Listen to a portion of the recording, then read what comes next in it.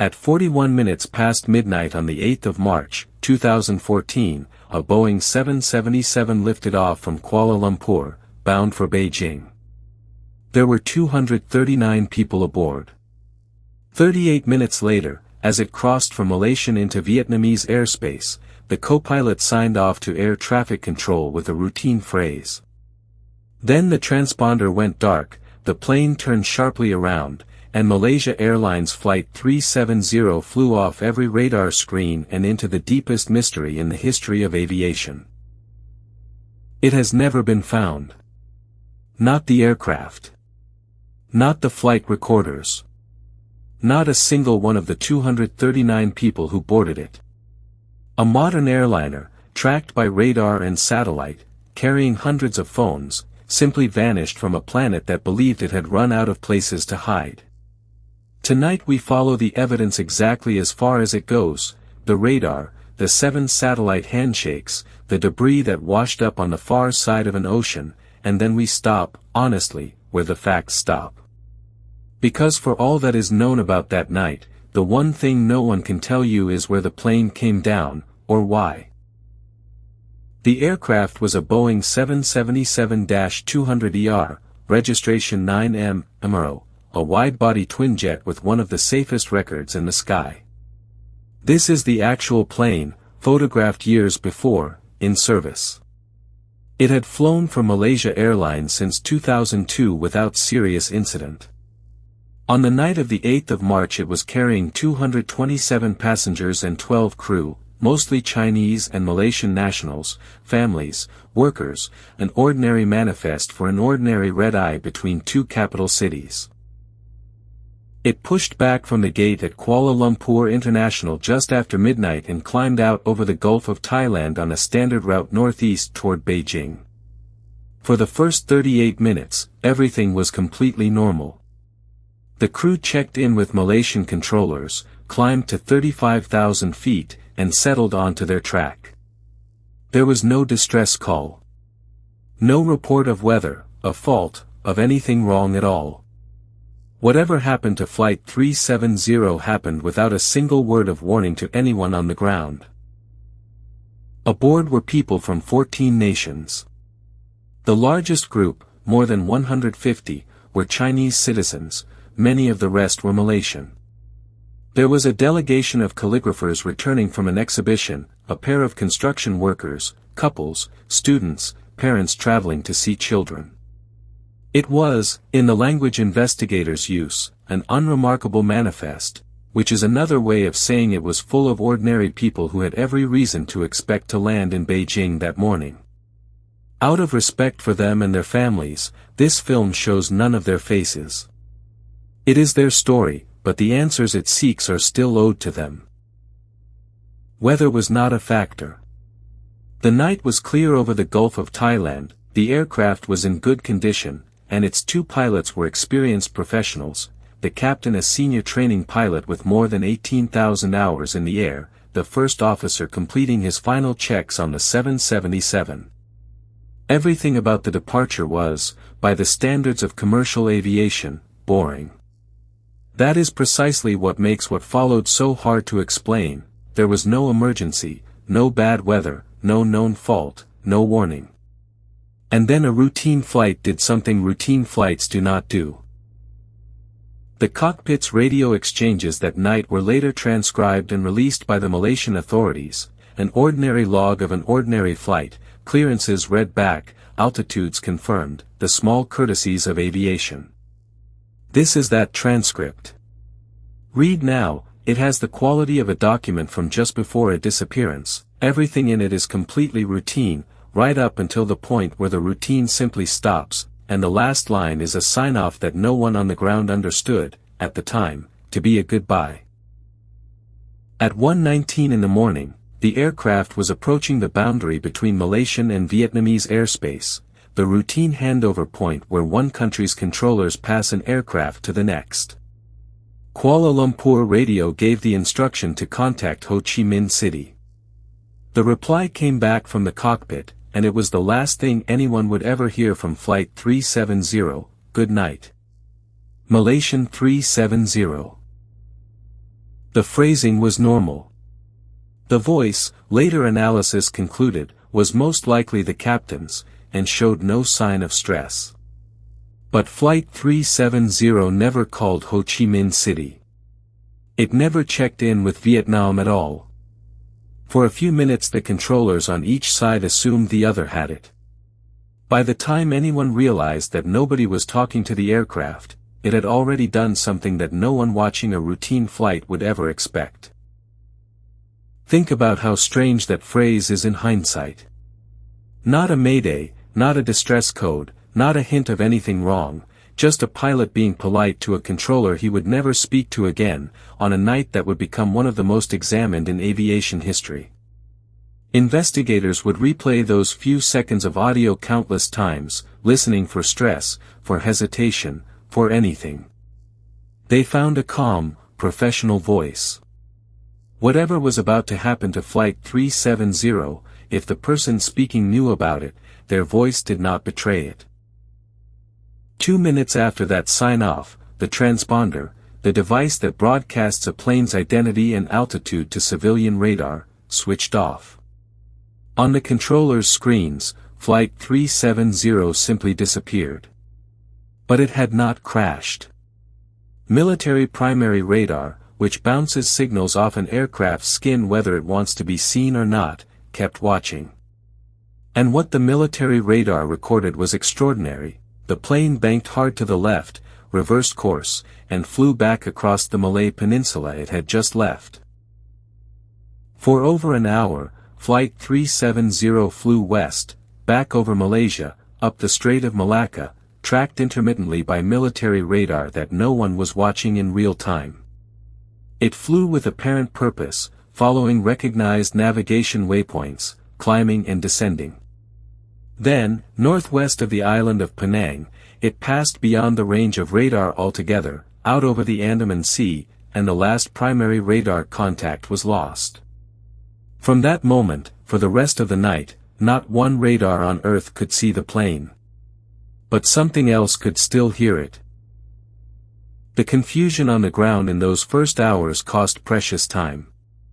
Because each set of controllers believed the other had the aircraft, no one raised the alarm at the moment it vanished. It was hours before a full search was launched, and, disastrously, it was launched in the wrong ocean. Everyone was looking in the South China Sea, along the planned route to Beijing, where the plane should have been. Not one search asset was sent west, toward the Strait of Malacca, where the military radar data, not yet analyzed, showed the plane had actually gone. By the time that error was understood, days had passed. And there was one more source that should have helped, and heartbreakingly did not. In the hours after the disappearance, relatives in Beijing tried calling their loved ones' phones, and some, they said, appeared to ring. It raised an agonizing hope that the phones, and their owners, were somewhere on the ground. But a ringing tone does not mean a phone has connected. It can be generated by the network while it searches for a device it never finds. No call was ever answered. No phone ever registered on a tower.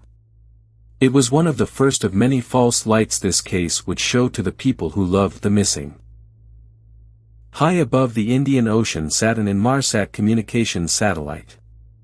The aircraft's satellite terminal, even with everything else silent, kept doing one small automatic thing. Roughly once an hour, it exchanged a brief electronic handshake with the satellite, a ping, confirming the terminal was still powered and logged on. It carried no position, no message. It was the digital equivalent of a heartbeat. And over the hours after the plane vanished, the satellite logged 7 of them.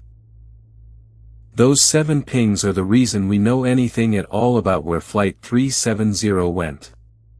Because although each handshake carried no location, engineers at Inmarsat realized the raw signal held 2 buried clues: the time each ping took to travel to the satellite and back, which fixed the plane's distance from the satellite as an arc across the globe, and a subtle frequency shift, caused by the motion of the aircraft, which told them which way it was going.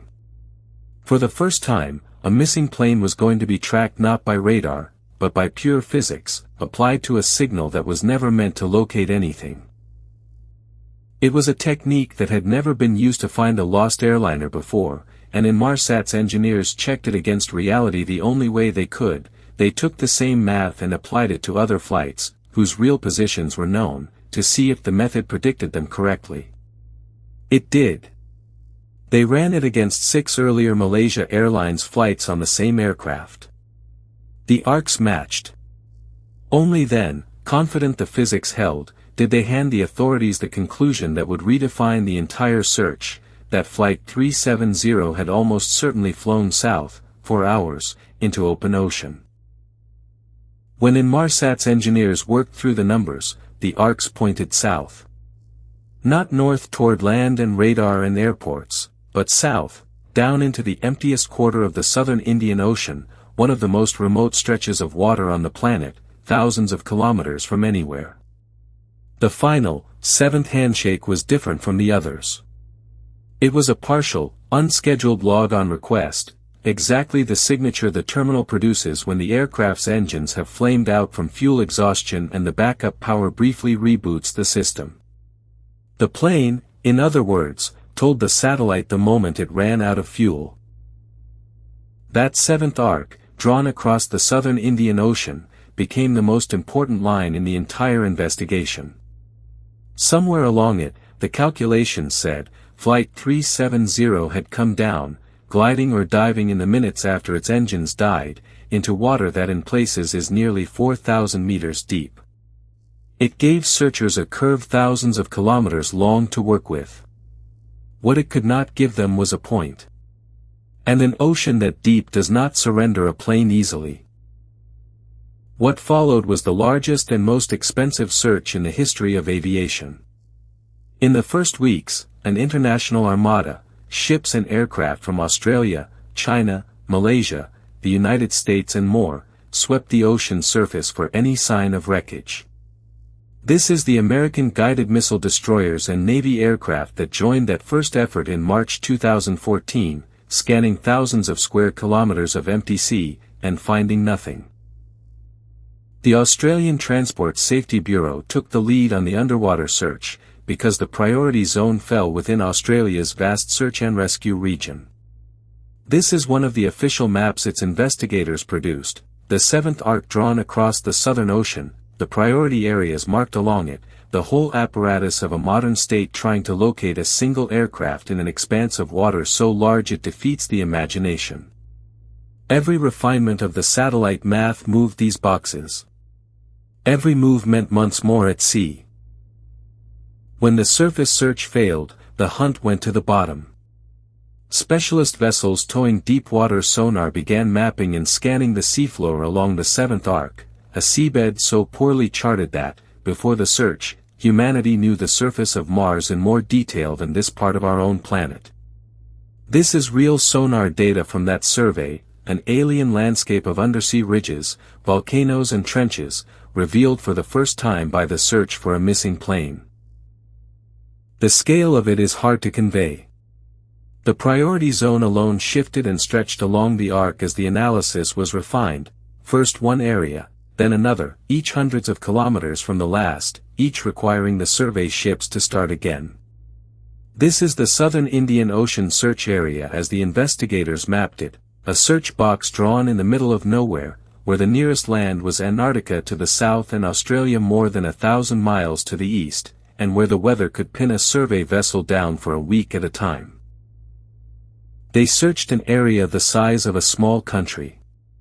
Over 120,000 square kilometers of seafloor were scanned in fine detail. It took years and cost hundreds of millions of dollars, shared between Malaysia, Australia and China. And after all of it, the primary underwater search was suspended in January 2017 with the central mystery entirely intact.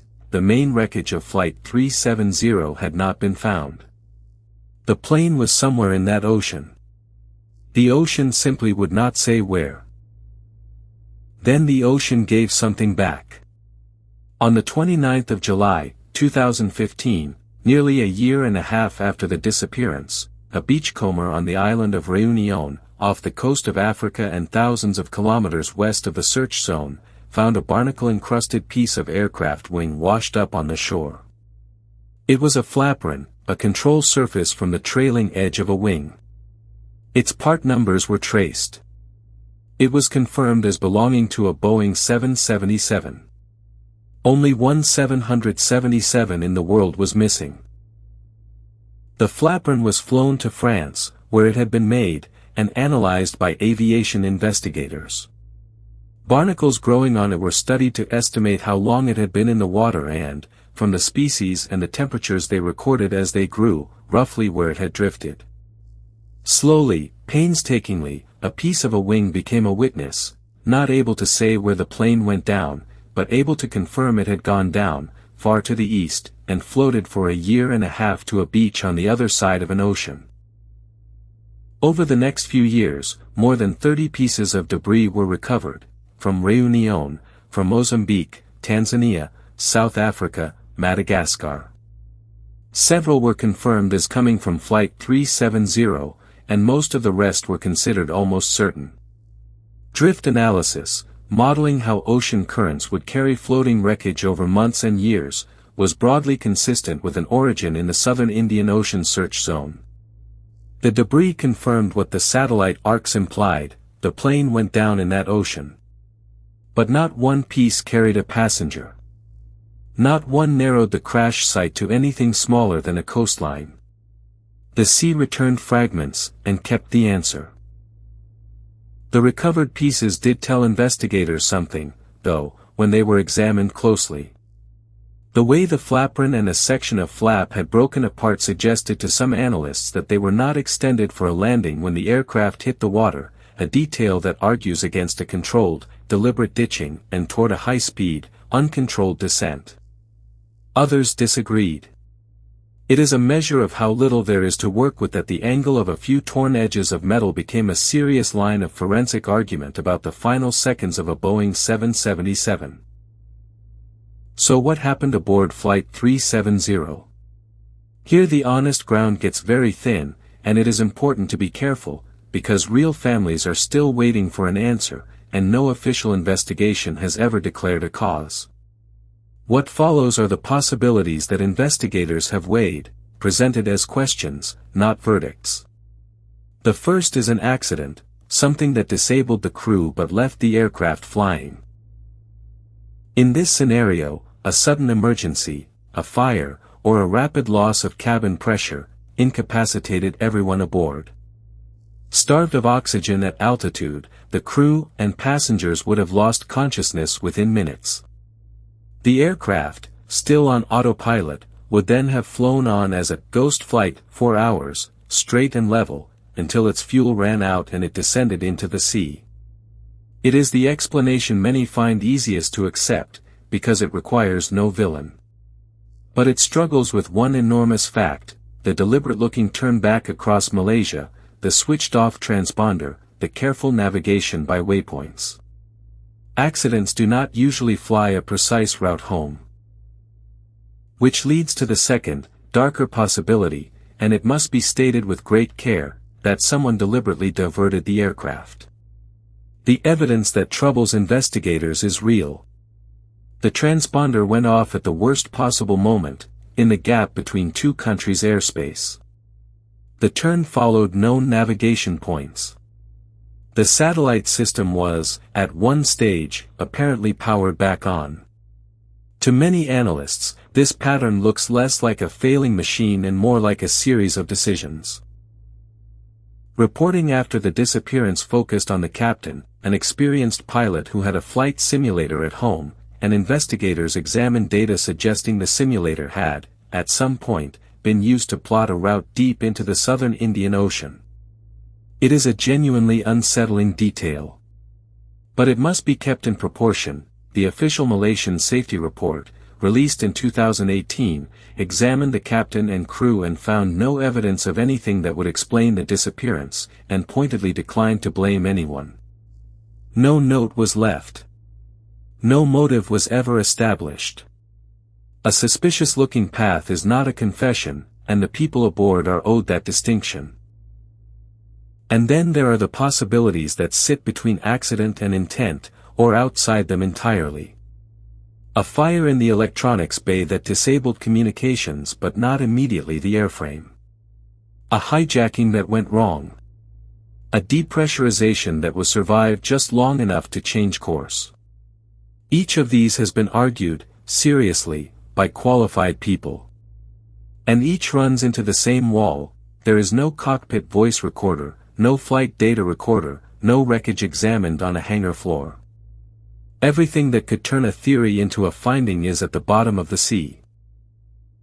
The wilder claims, we can set aside quickly. The plane was not secretly flown to a hidden base. A 777 is not something you land and hide, and the satellite arcs point unambiguously out to open ocean. It was not shot down and covered up across 5 nations without a single leak. The debris, the arcs, and the drift models form a consistent physical story. Flight 370 flew south for hours and came down in the southern Indian Ocean. What that story cannot supply is the one thing everyone wants: the reason. It is worth pausing on why this case broke the world's assumptions so completely. We live believing that everything is tracked, that a phone can be found in seconds, that no large object moves across the earth unseen. Flight 370 shattered that. It revealed that over the open oceans, which cover most of the planet, aircraft were often not watched continuously at all, that a transponder could simply be switched off, that the systems we imagined were watching were, over the remote sea, largely blind. In the years since, aviation rules have changed because of this flight. Aircraft are now required to report their position far more often over open water. The safety of every long-haul passenger today was rewritten by a plane that was never found. For the families, though, the years since have been their own kind of ordeal.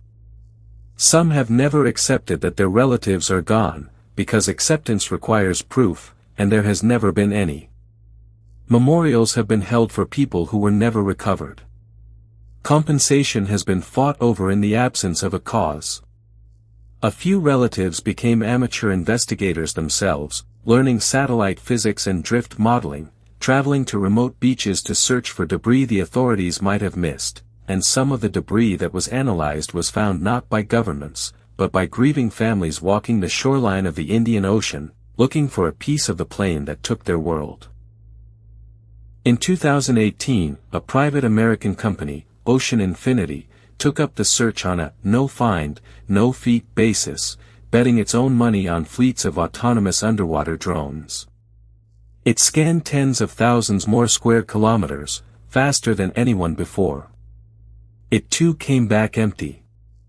The Malaysian government released its final report the same year, 495 pages, that confirmed the aircraft had been deliberately turned but could not say by whom or why, and could not determine the cause of the disappearance. Officially, the case was left open. But it did not stay quiet. Drift studies and reanalysis of the satellite data kept refining the likely crash zone. And in early 2025, Malaysia agreed to a renewed underwater search, with Ocean Infinity returning to a new priority area along the 7th arc, armed with a decade of improved modeling and better technology. As of this recording, that search is one of the last active efforts to end the mystery. It may find the aircraft.